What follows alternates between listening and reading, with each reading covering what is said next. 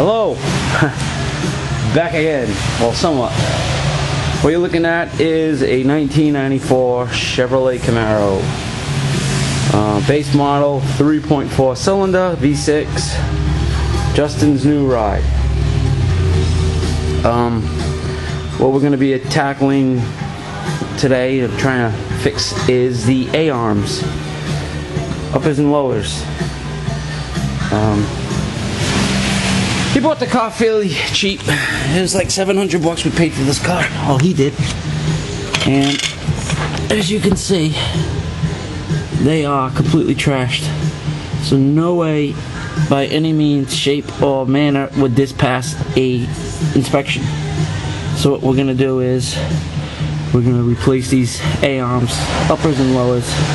We're gonna separate them from the steering knuckle, pop the tie rod, and eventually they're gonna need struts. Well, they don't call them struts, they call them coilovers. He's gonna need them to be replaced, but not just yet. So he's purchased all the big stuff first. I'm gonna do that, and then eventually we're gonna tear this down again and do the struts all the way around. So, but we have to get this to pass inspection, because you can't leave cars on the road without a valid inspection sticker. You'll get ticketed. So that's what we're trying to do, is get an inspection sticker on it. I know it'll pass with the struts, but it won't pass with these A-arms being in the shape that they are. So we're going to pull the tires off, and we'll be going throughout the day doing little video snippets, and we'll upload them. Alright guys, so stick around and hopefully you'll be able to teach me something. Peace. Okay, I got the tire off, and I essentially sprayed down all the fasteners that I'm going to attempt to remove. What I'm going to try to do is not take this whole caliper assembly off, and see if I can get away with it. If this was a front wheel drive, then I would have to remove it. What essentially I'm going to try to do is the bottom strut bolts, this one here, and there's one down on here. I'm going to try to loosen that up, and then I'm going to allow this whole strut assembly just to float. The upper strut mount, which bolts up to the fender well, is separate from the upper control arm, so I think I can get away with just taking the two top bolts off, splitting this top knuckle, and getting this out. Same with the bottom, but what I wanted to show you was the back side of this was really bad. The stance of this car and the front end of it was really low to the ground, and I'm starting to understand now why. As you can see, all of the deflection there in the control arm, you literally see it separating and actually getting driven up this way. It's actually ready to snap. And I got the new one down here, and I kind of put it in as a perspective, and clearly you can see the angles are different. This one's really extreme, especially at the top here where the ball joint mounts through. So we were ready for some catastrophe.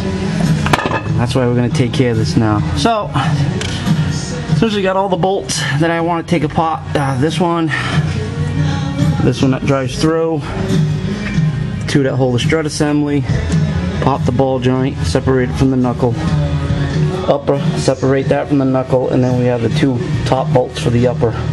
And we're going to leave the strut assembly. I'm going to try to leave it hanging and not disturb, and take this caliper off, see if I can get away with it. So try to use the easier, quicker method for me, but if it needs to be, I'll have to take this all apart, and I will. But just to show you how bad these were. Alright, see you in a bit.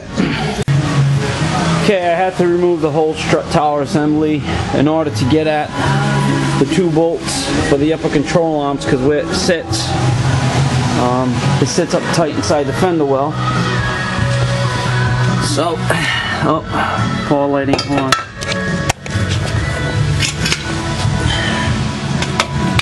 Any better? Probably. So this housing sits up in here, and you can't really slide the bolts out either way because of the sides of the fender well, so you actually have to remove the whole assembly out. I got the knuckle split from the ball joint. Everything is just this was beat up pretty bad. Everything's just kind of hanging there. I got this draped across this lower control arm. There's no strain. There's a little bit on the hose here, but there's no strain on the anti-lock. So what I'm gonna try to do now is clean this up a bit more. It was really rusted. I got some, a lot of the big scale off of it. I'm just gonna put some just some black paint on it for now, rust inhibitor paint, and see how it goes. I mean, it's a 94. It's not going to be a show car. I just wanted to get all the scale off. I got most of it off. So we'll just put some paint on it and make it look like we've made an effort. So that's that. This also is up in the strut tower here. That's got to go back in. So that's that. Yeah, I mean, you can actually do it without removing everything completely, but you got to be a little careful with your lines and stuff. So we're going to be putting the strut tower back in, getting this suspended by its own spot there off the top of the Aeon, so that way you can go back into place. And then the lower one is actually free and clear. You could just, you unbolt that one and the one down below, and it should just drop out of sight. We'll pop the new one in. The new one come with ball joints pressed in already for you. All you got to do is essentially put the grease fitting on and the castle nut and the cotter pin. So, and it's all new bushings and stuff. So it should give it a better ride. Alright, so that's that. Okay, we have the Aeon out. The bushing on this side of the control arm on the car froze solid. It bound itself to the bolt. I had a hell of a time getting it off. I had to actually cut the tip off to give me room, and then I had to go in there with the air chisel and heat and all that good stuff. Well, the reason why his stance was so low, I guess we can figure that out now. See how much deflection is in that? So it was really dangerous, but we knew we had to fix it. So alright, so that's that. Those are a pain in the bugger. So anybody working on these cars, be prepared to do a lot of work if you're changing out your Aeon, especially on that last bolt. Alright, bring it back when it's all together. It is now nighttime. What time is it?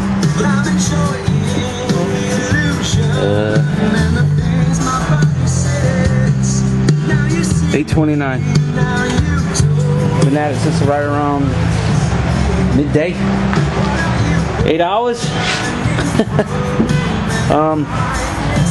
We're all set, put together. Here's the carnage.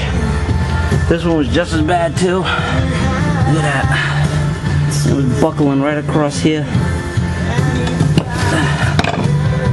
Look at that. Riding around with that, huh? Imagine that. Scary stuff. But now we know for sure that we got good stuff in there. So I'm happy that he's going to be safe. What he has next is we got a brake line that we got to find. There's a pinhole somewhere on the back side, and a little exhaust leak off the manifold. We can fix that. Yo, he still has his 1980 ugly black Camaro, but this is the uglier black Camaro, so we'll just leave. It's uglier. It's uglier. It's not a second gen, it's uglier. Sorry. I know. And you're my son, so that makes you ugly. I take my lip out the mom. Then you're pretty.